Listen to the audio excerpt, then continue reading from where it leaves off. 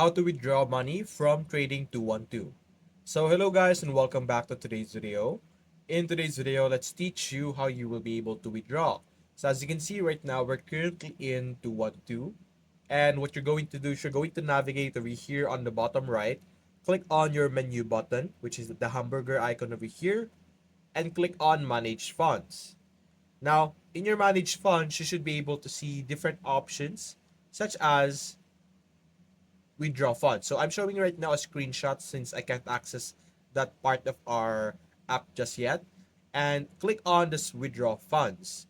Now, upon withdrawing or clicking that, you will need to enter your details again, such as your email and password. After entering those information, simply click on or enter the amount of money that you want to withdraw and select the payment method that you want to choose. Now, typically, the payment method would be the same payment method that you have chosen upon setting up your account. So, if you have chosen Apple Pay, it will be the available option for you upon withdrawing. So, that's basically it, guys. If you enjoyed this video, leave a like and subscribe. Thanks for watching.